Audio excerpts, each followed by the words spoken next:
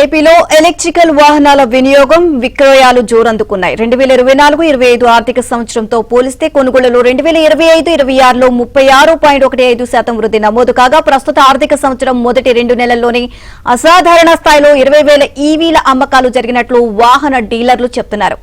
ఇంధన సంక్షోభం, ఈవీలపై భరోసా పెరగడం, బ్రాండెడ్ కంపెనీలన్నీ ఈవీలను తీసుకురావడం, బ్యాటరీల నాణ్యత, మైలేజీ బాగుండడం ఈవీల కొనుగోళ్ల పెరుగుదలకు ప్రధాన కారణాలు. 2024-25లో రవాణా శాఖ పరిధిలో 41,273 ఎలక్ట్రికల్ వాహనాలకు రిజిస్ట్రేషన్లు జరగగా 2025-26లో 56,195 ఈవీలకు రిజిస్ట్రేషన్ జరిగింది. ప్రస్తుత ఆర్థిక సంవత్సరంలో కొనుగోళ్లు భారీగా పెరిగాయి.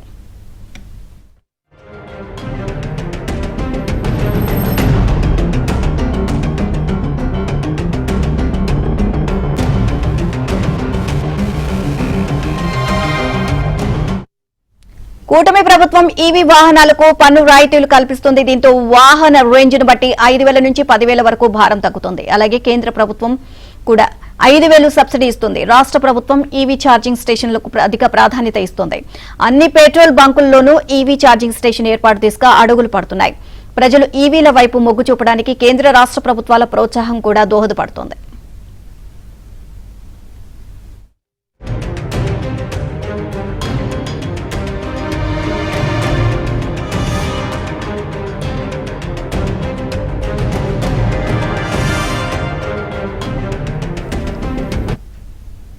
ఈవీల కొనుగోలులో ద్విచక్ర వాహనాలదే అగ్రస్థానం. 2024-25లో 32,450 ద్విచక్ర వాహనాలు కొనుగోలు చేయగా 2025-26లో 44,120 కొన్నారు.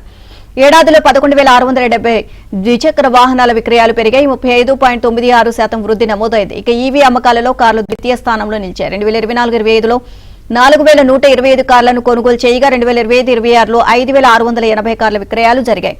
ఎక్కువగా కోస్తా జిల్లాలకు చెందిన వారు కొన్నారనే అంచనా. మొత్తం మీద కార్ల కొనుగోళ్లలో 37.69% వృద్ధి నమోదైంది.